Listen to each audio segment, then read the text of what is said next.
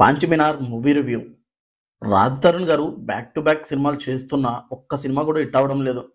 మరి ఈ పాంచమినార్ సినిమా అయినా రాజ్ తరుణ్ గారికి కంబ్యాక్ ఇచ్చిందా లేదా అంటే సినిమా నాకైతే బాగుంది. బాగుందనా? నిజం బాగుంది. బాగుందనా అంటే కానీ రాజ్ తరుణ్ గారు కంబ్యాక్ ఇచ్చే రేంజ్ మూవీ అయితే కాదు. కాకపోతే ఆయన ప్రీవియస్ ఫిల్మ్ కన్నా కొద్దిగా బెటర్గా బాగుంది సినిమా చూడడానికి. ఈ సినిమా కమర్షియల్గా ఏ రేంజ్ సక్సెస్ అవుతుందో చూడాలి. ప్లాట్ విషయానికి వస్తే మన హీరో కిట్టు జాబ్ కోసం సెర్చ్ చేస్తూ ఉంటాడు. తన గర్ల్ ఫ్రెండ్ ఫోర్స్ చేయడంతో తనకి అబద్ధం చెప్పి ఓ పని చేస్తుంటాడు. ఆ పని ఏంటి, హీరోయిన్కి చెప్పిన అబద్ధం ఏంటి, ఓ మర్డర్ కేసులో కిట్టు ఎలా ఇరుక్కున్నాడు, ఎలా బయటపడ్డాడు అనేది ప్లాట్. ఇదొక కామెడీ క్రైమ్ డ్రామా మూవీ. సర్ప్రైజ్లీ ఈ సినిమాలో కామెడీ కానీ క్రైమ్ని కానీ బాగా చూపించారు. సినిమాలో కామెడీ చాలా బాగుంది. అలాగే కామెడీతో పాటు తర్వాత ఏం జరుగుతుందన్న క్యూరియాసిటీ కూడా వస్తుంది. సినిమా చూస్తే పాంచమినార్ అని టైటిల్ ఎందుకు పెట్టారో అర్థమవుతుంది.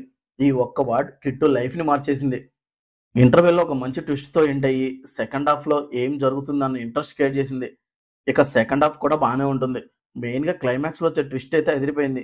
సినిమాలో ఎలాంటి రక్తపథం కానీ వల్గారిటీ కానీ ఏం లేదు. ఫ్యామిలీతో హ్యాపీగా సరదాగా చూసేయచ్చు. రాజ్ తరుణ్ గారి యాక్టింగ్, మ్యూజిక్ కూడా సినిమాకి ప్లస్ అయ్యాయి. ఫైనల్గా ఈ పాంచమినార్ సినిమా నాకైతే నచ్చింది. మీరు చూసి మీకు ఎలా అనిపించిందో కమెంట్ చేయండి. ఈ రివ్యూ మీకు నచ్చితే లైక్ చేయండి. మళ్ళీ నెక్స్ట్ వీడియోతో కలుద్దాం. Thank you for watching.